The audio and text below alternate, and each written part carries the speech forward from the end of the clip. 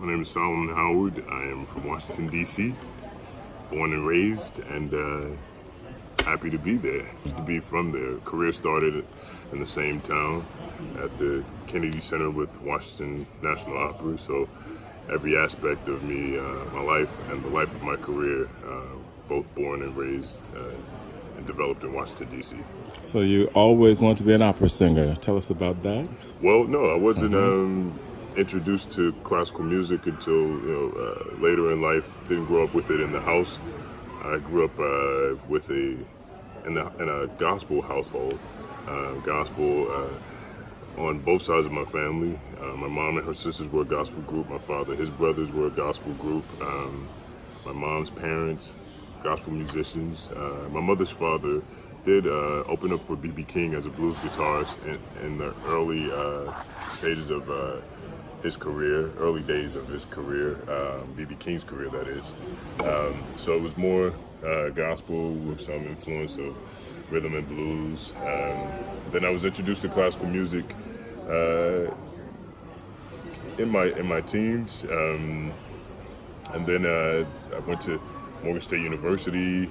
Tell us a little about that introduction. I was a part of Washington Performing Arts Society at the time. They've since dropped the society, but Washington Performing Arts Society's Children of the Gospel mass choir. So we were comprised of kids from 5th grade through seniors in high school, and we had directors, Thomas Dixon Tyler, Joyce Garrett, Evelyn Simpson-Currington. We had these directors who, Nolan Williams, Richard Smallwood, who were all well-rounded musicians that studied classical music. So we had all these great directors with Children of the Gospel that had a great, that came from great schools, and had expertise in classical music as well as gospel music, all the styles of sacred music, and they introduced us to classical music. Joyce Garrett would often say that her responsibility as an educator, as a musician, was to introduce these inner city minority children to 360 degrees of music. She wanted to make sure we knew all of the possibilities.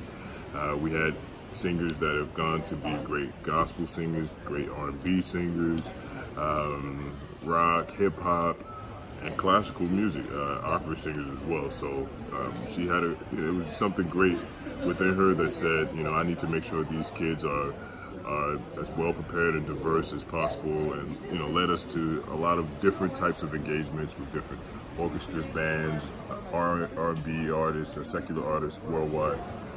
So that was my introduction. We did a lot of oratorio, classical arrangements of spirituals. So that was my introduction to classical music. And then I went to Morgan State University after high school. I took a few years off after high school. Tell us about that. Yeah, I have a daughter who is, she'll be 17 next month. But yeah, I finished high school and wasn't necessarily interested in college. I don't come from a collegiate family. What does that mean? I'm the first college graduate on both sides of my family.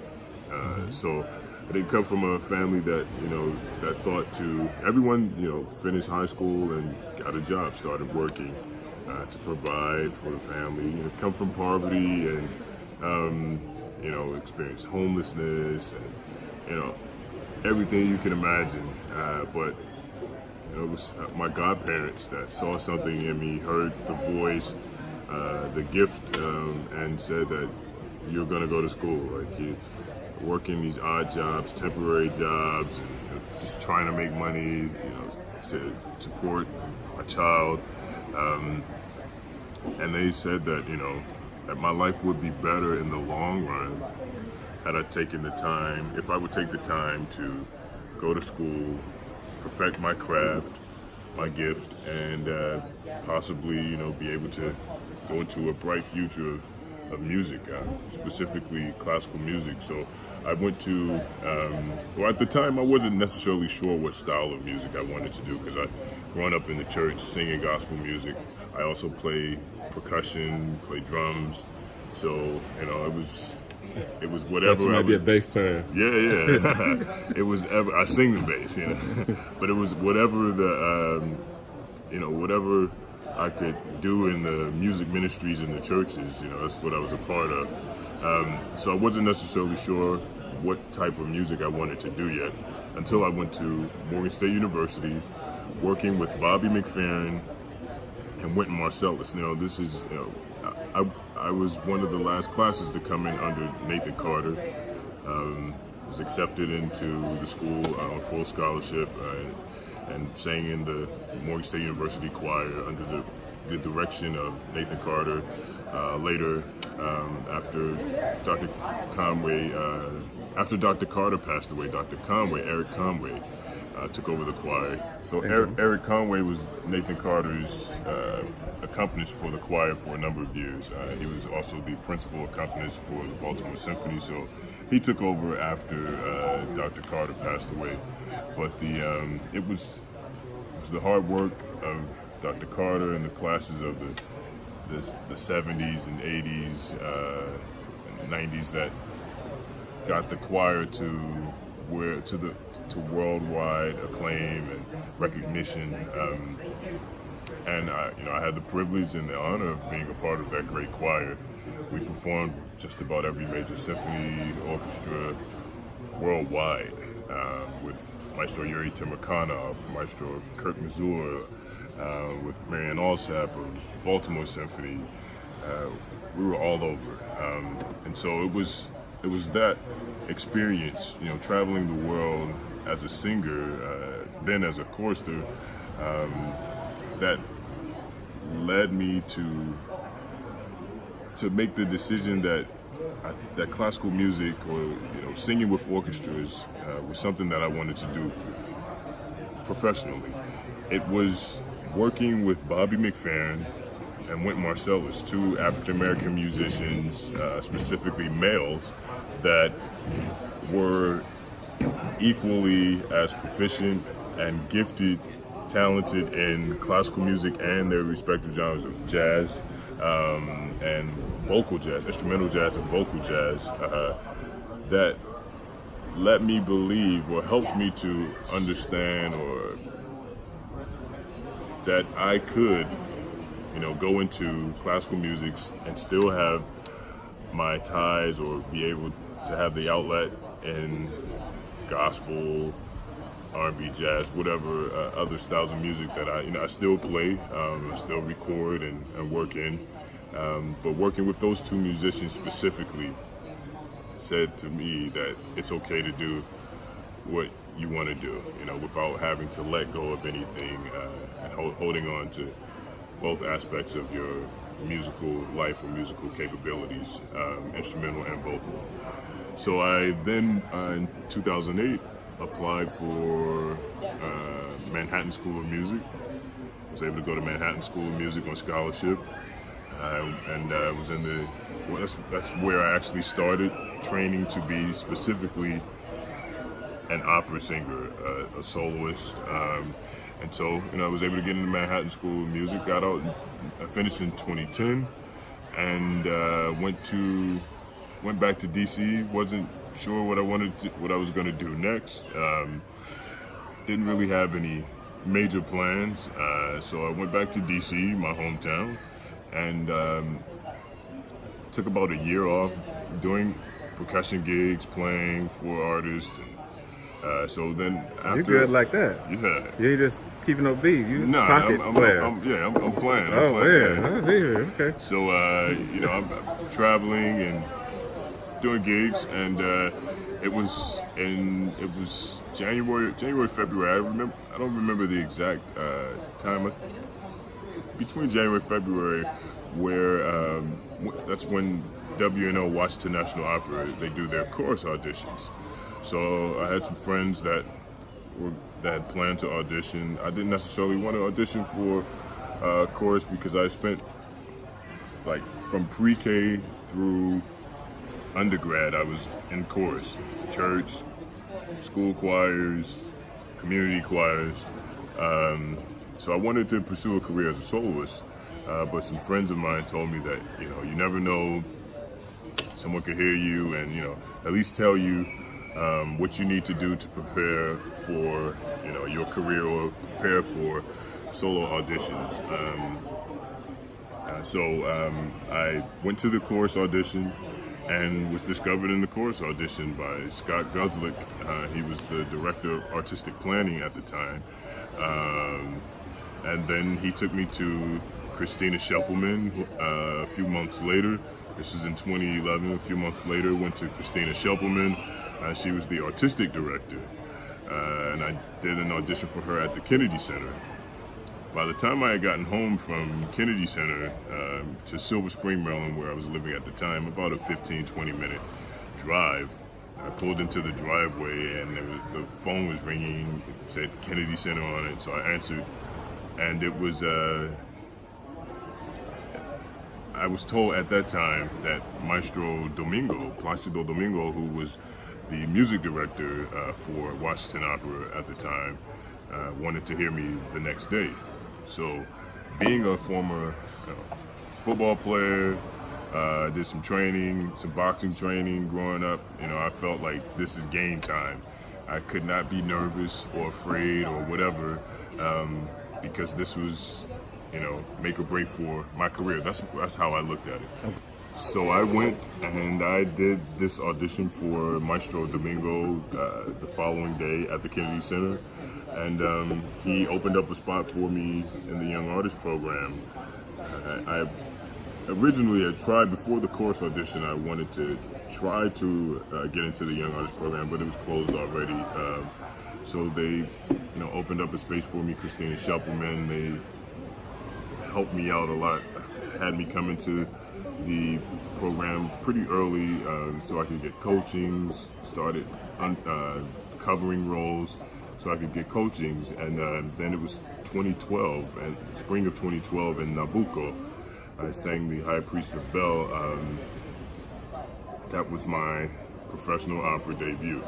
But I tell people all the time that, through different channels, so Maestro Domingo pretty much gave me my career, and obviously, working hard and continuing to study and develop and perfect my craft. But yeah, he's been a champion of my abilities and continuing to push me and encourage me. So that's how I got into this business, and now sitting here on the beach in Guadeloupe, enjoying this beautiful water and weather, and yeah, I'm so happy to be here. But I always share every aspect of my story, the poverty, the homelessness, but the resilience and not giving up and finding different ways. Had I tried only to get into the Young Artist program and given up when the application process was closed and not gone to that chorus audition, I might not be here. There are several different ways, different avenues to get to, different paths to get to where you're supposed to be. And I may have gotten here because I'm supposed to be here, but it may have taken longer. So, whatever it was meant to happen that way. So that's why I tell everyone, my entire story, because I never know who I'm encouraging, who's going through the same, or who just needs to hear or wants to hear an inspiring story. And for some, it may not be inspiration, but it's sincere, it's true, and it's who I am and what I want to give, so that people know the artists that they love and support. They know about us, and we seem accessible to them. Let me ask you this, and I won't keep you, but just two questions. Mm-hmm. Can you tell me more about your 3 years that post high school? What did that look like for you? What were the circumstances of those 3 years? The 3 years post high school, it was tough. I was working for temp agencies, barely making ends meet. Then, had a daughter, just as I was getting ready to go to school. At what age were you? I was 21 when she was born. And yeah, I mean, it was like, what are you going to do now? Where are you going to go? And even early in school, I mean, it was just tough because I wasn't able to be, being on full scholarship, I wasn't able to be there as much. And then, being on full scholarship, sometimes you can't get the side job or the part-time jobs or work the hours that you really need to support. So, it took a lot of patience from my daughter's mom to know that, okay, this will pay off in the long run. The sacrifice, going to school, and help from people around. But yeah, those years in between high school and college were rough. They were rough. I mean, there were a few times where I almost gave up, and I'm just gonna go and like get that one job and just stay there. I don't know what it is. I don't care what it would be. Like, I need something. But family, friends, godparents, cousins took me in. I mean, there were a few times, sleeping in cars, but they took me in and believed in me and knew that there was something that I was purposed for. Something that I was actually hopefully going to accomplish. So they stuck in there with me and didn't give up. And I really owe a lot of my career, my life now, to all of those great supporters that said that, we believe and we'll stick beside you. As long as you continue to work towards something, then we'll be with you. I'm going to say this. I know that you come from a church family, and I know they wanted you to become a preacher, I'm sure. Right. I believe that people's life is a sermon. Right, absolutely. And that you preach best with your life. Right, absolutely. What would be the title of your sermon if someone said, if your life was a sermon, what would be the title for that sermon? And share that with some of the young people back in Flint. If you were to give your life a sermon title, so to speak. Wow, I never really thought about that. That's a great question. I mean, there's certain songs that come up, without a song. I mean, the Songs of Solomon's already taken, but sometimes preachers borrow from those, from phrases or books even that they've read, and they title their sermons. And people have often said, why don't you do something, the Songs of Solomon. My name is spelled Soloman, so it would be a slight difference. But one person that inspired me, I didn't meet him until later in life, after becoming an opera singer, was Muhammad Ali. I did an opera that was written, the role was written for me, where I portrayed the great champion, the three-time heavyweight champion of the world, Muhammad Ali. And he often said, just watching old clips of him, I don't have to be what you want me to be. I could be what I want to be. And I would get the questions, why classical music? Why opera? You can sing, like there's no Barry White out here anymore. And I'm like, yeah, I love to sing that other stuff, but this is also something that I love. So, to hear Ali always say, I don't have to be what you want me to be, I can be whatever. It would have to be something along the lines of fulfilling my purpose, I would have to really, really think about it. It's a great question. You're a smart guy. Asking me a great question, man. Yeah. No, I appreciate you, man. I really do. This is like I said, this is going to be a real treasure for a lot of the youth back in Flint who will see this. And I believe that they will really be inspired, and we'll probably start following your career and your journey. I hope so. Remember, Soloman, like Soloman, but pronounced Solomon. Soloman. Yeah. I see. My mom did it. But she knew something. Right. It was with a purpose. Wow.